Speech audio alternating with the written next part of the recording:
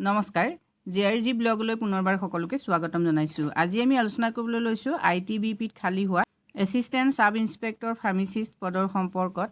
Indo তিব্বতীয়ান border পুলিচত ইতিমধ্যে খালী হৈছে 24টা ফাৰ্মাচিষ্টৰ পদ।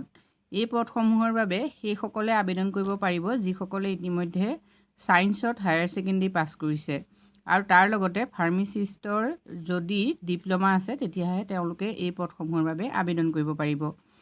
আবেদন কৰাৰ শেষ তাৰিখ কি আৰু বয়সৰ উচ্চতম সীমা কিমান হ'ব সেই সম্পৰ্কে আপোনালোকে জানি লওক। আবেদনৰ ষ্টাৰ্টিং ডেট হ'ল 25/10/2022 অৰ্থাৎ 25 অক্টোবৰৰ পৰা অনলাইন আৰম্ভ হৈছে আৰু লাষ্ট ডেট হৈছে 23/11/2022। বয়সৰ ঊৰ্ধ্বতম সীমা ইয়াত চাওক 28 বছৰৰ ওপৰত যদি আপোনাৰ বয়স হয় তেতিয়াহ'লে আপুনি এপ্লাই কৰিব নোৱাৰে। এই ক্ষেত্ৰত কিন্তু এজ ৰিলেক্সেশ্যনৰ কথা থাকিব। গভৰ্ণমেণ্টৰ ৰুল যিটো আছে এজ ৰিলেক্সেশ্যনৰ ক্ষেত্ৰত সেই অনুসৰি আপোনালোকে 28 বছৰৰ ওপৰত হ'লেও এপ্লাই কৰিব পাৰিব। গতিকে যিখন অফিচিয়েল নটিফিকেশ্যন তাত আপোনালোকে ৰিলেক্সেশ্যনখিনি চাই ল'ব।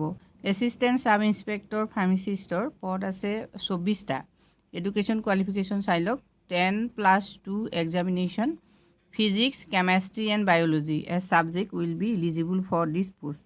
অৰ্থাৎ আপোনাৰ ফিজিক্স কেমেষ্ট্ৰি আৰু বায়'লজি থাকিব লাগিব যেতিয়া আপুনি হায়াৰ ছেকেণ্ডেৰী পাছ কৰিছে।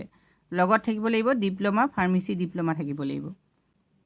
যদি আপুনি এই পদসমূহৰ বাবে আবেদন কৰিম বুলি ভাবিছে তেতিয়াহ'লে সবিশেষ তথ্যখিনি চাবৰ বাবে ডেছক্ৰিপশ্যন বক্সৰ লিংকত গৈ সবিশেষ তথ্যখিনি আপোনালোকে চাব পাৰে আৰু ITBPৰ যিটো অফিচিয়েল ৱেবছাইট আছে সেই ৱেবছাইটত গৈ আপোনালোকে এপ্লাই কৰিব পাৰে। আজি ভিডিঅ'ত আপোনালোকলৈ ইমানখিনি তথ্যই আগবঢ়াইছোঁ। ধন্যবাদ।